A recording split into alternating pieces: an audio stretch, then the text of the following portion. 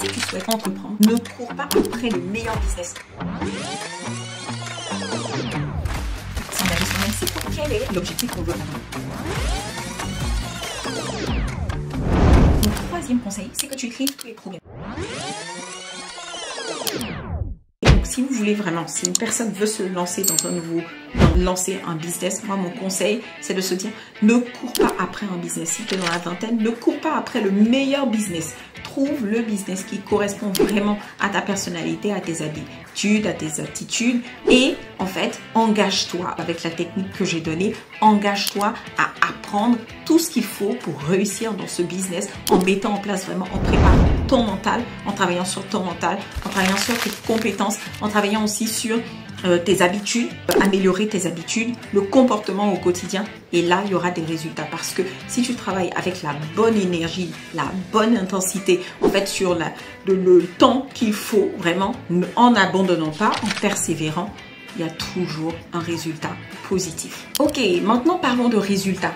Si tu n'aimes pas le résultat, ça c'est mon conseil, si tu n'aimes pas le résultat, alors il faut travailler, il ne faut pas se dire ok le résultat n'est pas bon, ça ne correspond pas, c'est la faute à par exemple aux circonstances, c'est la faute au Covid, c'est la faute à plein de choses. En fait, par contre, on peut travailler sur nos compétences, travailler sur nos habitudes, travailler sur notre mental. Donc si tu n'aimes pas le résultat maintenant, demande-toi qu'est-ce que j'ai fait jusqu'à présent, il y a 6 mois, il y a 3 mois et corrige cela, vraiment. Ne reste pas sur la circonstance, le résultat, mais plutôt travaille sur tes habitudes. Parce que nous sommes le résultat de nos habitudes. Moi, j'avais l'habitude, par exemple, de me dire, ok, je veux faire du sport, je veux avoir tel résultat, je veux atteindre telle hygiène de vie.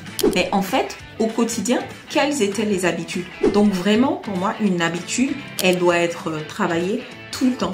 Pas simplement les jours ouvrés et ensuite on laisse le week-end. Donc vraiment c'est ça.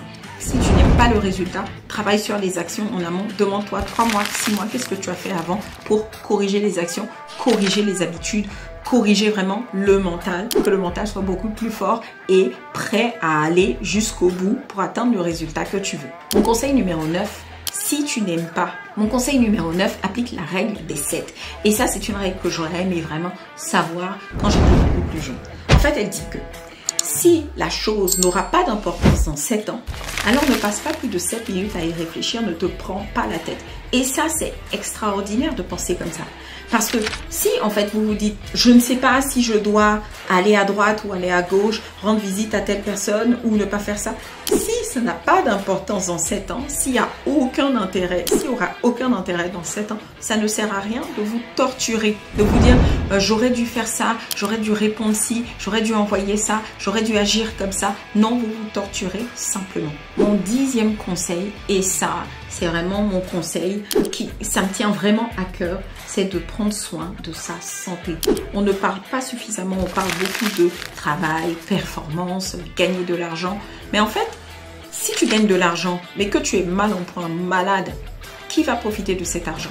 Donc vraiment, prendre soin de sa santé, c'est important. Et la santé, c'est mental. Vraiment, prendre soin de son mental, c'est ultra important. Donc vraiment, si tu as la vingtaine, ok, peut-être qu'on t'a dit, ça ne sert à rien, il faut être jeune, profiter de la vie. Ok, moi je ne suis pas partisan de ce type de mentalité, vraiment. Je pense qu'on peut s'amuser en prenant soin de son corps, en prenant soin en fait de sa santé, de ses organes. Et donc du coup, pour moi vraiment, tout ce qui est nocif pour la santé, si tu peux l'éviter, ça va te permettre de pouvoir vivre en bonne santé 50 ans, 60 ans. Peut-être que quand tu es jeune, les personnes vont te dire « Oh, regarde celui-là, il est coincé. » Mais en fait, à 40 ans, 50 ans, quand le moment sera venu, par exemple, de pouvoir monter les marches, de pouvoir courir, de pouvoir jouer avec ses enfants ou ses petits-enfants, en fait, on voit les différences. Quand il y a des personnes qui n'arrivent pas à pouvoir monter des escaliers et tout, c'est vraiment difficile et ça fait mal au cœur. Donc vraiment, si vous avez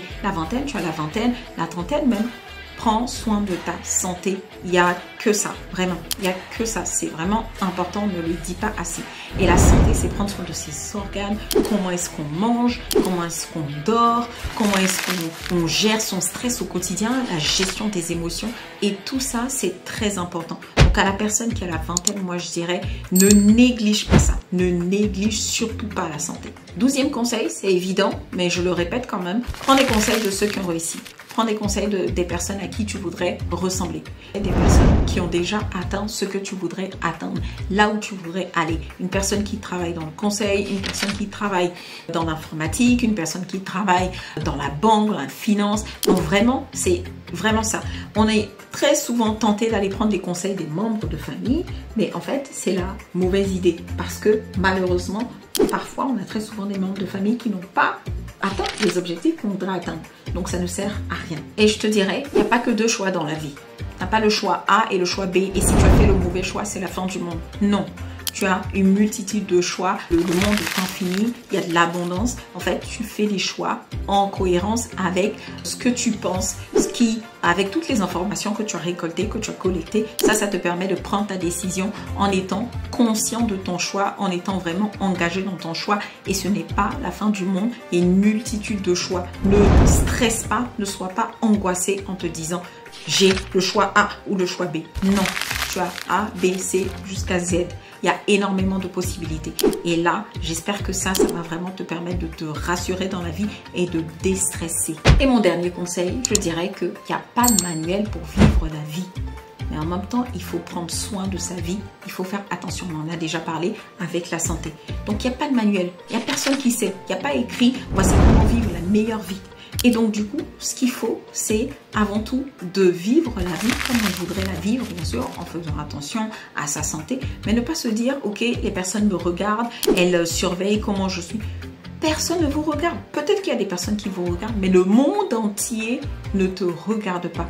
Alors, vis la vie que tu voudrais vivre, agis et va vers les objectifs que tu veux atteindre. Parce que de toute façon, les mêmes personnes qui vont peut-être te critiquer, c'est celles-là qui vont venir te remercier ou t'aduler quand tu auras réussi à atteindre ton objectif.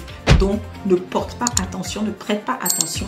Vis la vie que tu veux vivre, bien sûr, en étant dans la sécurité, en prenant soin de ton corps et en aimant les personnes qui sont autour de toi.